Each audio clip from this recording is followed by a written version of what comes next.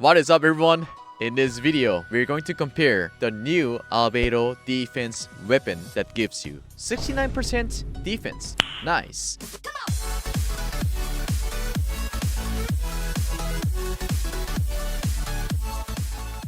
The reason why I'm not using Albedo with Zhongli is because I don't want Geo-Resonance, or I don't want to see the effect of Zhongli's shield. If that's the case, there will be a lot of variables, you know? So that's why I have put Venti, Bennett, Xingqiu. Because that way, I can consistently bring the mobs together beyond Bennett's Q. Here we go!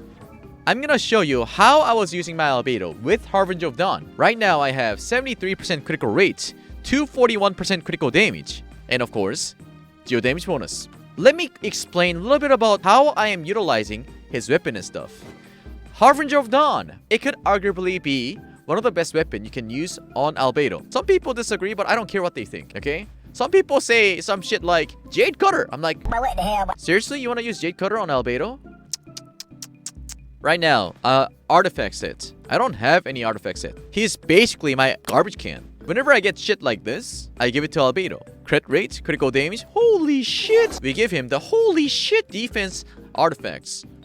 Goblet, this shit has 20% defense. I was like, holy shit, fuck! Circlet, instead of using defense main stats, I'm using critical damage. Do you know why? It's because it affects his Q damage. I like to see some big Q damage. Although I would appreciate some nice transient blossom damage, which is caused by when he places his E down and then when there's any damage done to the enemy around that radius. But critical damage is where it's at. So, I was really happy to see that the new weapon might be compensating all of that. But keep that in mind, that if we do use the new weapon, we're gonna be losing almost 100 CV from one weapon, okay? But there goes away the condition for his critical rate, okay? If you're using this new weapon for Albedo, you get 69% defense. Of course, all that is a loss compared to 100 CV because critical stats are really important and very rare. Very limited. However, look at this. Elemental skill damage is increased by 40% of defense. The effect will be triggered no more than... Okay, you can just kind of ignore this because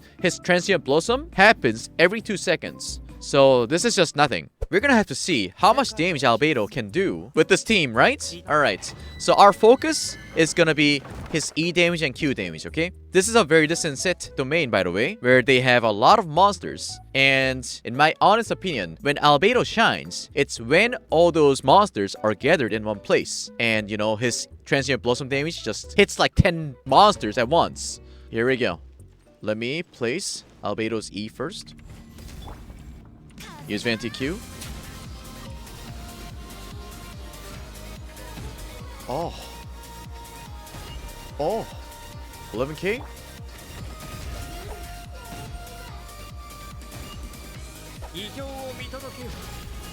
29k. Alright, okay. Alright, now, let's see what happens when we give Albedo a defense percentage circlet, okay? With Harbinger of Dawn.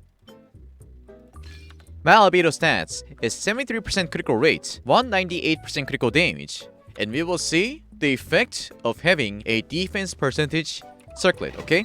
We will do the same thing. Here is Albedo E. Okay, 12k. 12k. 13, 14 almost. And use Q.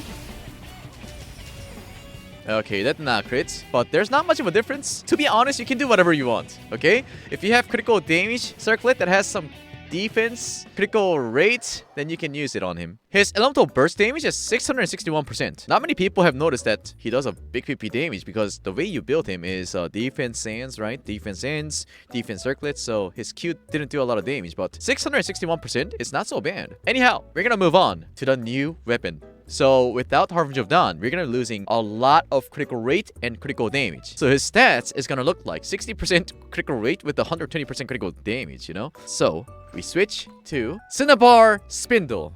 Let's first take a look at the stats. Oh no. 45% critical rates. Let's fix that. If I give him any critical rate circlet, it's gonna be fixed.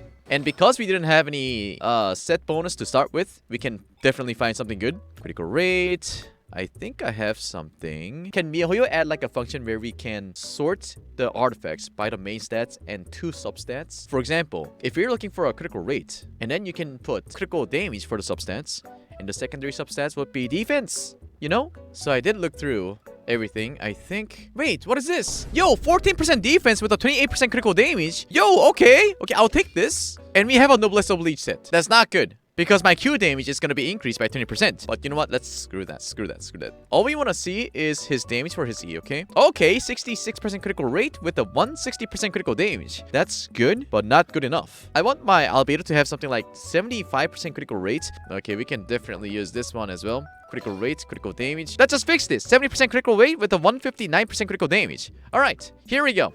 So as you have noticed, as soon as you start using this weapon, you're gonna have to have some nice artifact for Albedo. Not only that, but also, you gotta get that, you know, Albedo artifact from the newest domain, you know? That's gonna be very, very, very tiring. Usually it takes, on average, 1 month to 3 months for whales. So just think about it. For those of you guys who strongly believe that Albedo is F2P friendly, do you think he's friendly now? I strongly don't think so. I don't think Albedo is F2P anymore once you start using that sword. Harbinger of Dawn is where it's at. That is my estimate right now, okay? I might say something different after this, so please stay tuned. And I'm so glad that my Albedo doesn't have any... Oh, I have to keep Albedo HP above 90% shit. You know, that was really, really, really shitty. I didn't like that, to be honest. Okay, Albedo E with the Venti Q. Let's see how much damage we're gonna do. Okay, did you see that? 13k! Just like that!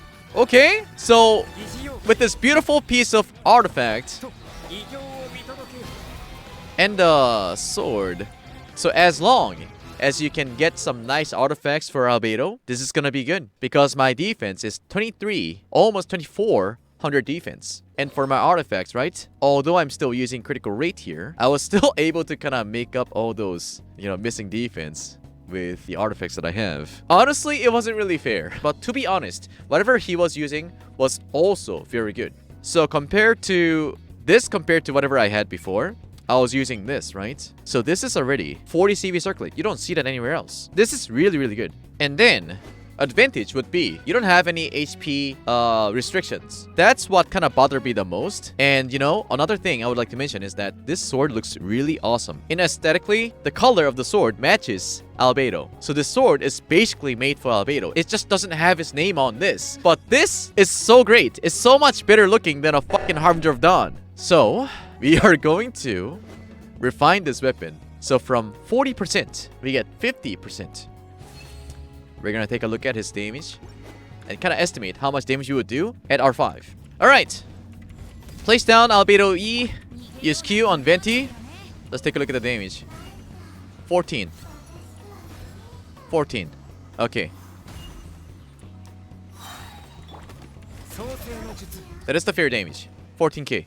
Okay, keep that in mind that Albedo had no artifact set, and I was using this at R2. So my estimate is that without any set bonus, his Transient Blossom would do about 16k damage with this build, with the current build. You know, I didn't have any Geo Resonance here. So with that, plus the new Husk set would probably give Albedo extra damage. Would that make him really great? Hear me out. Still no. Still no.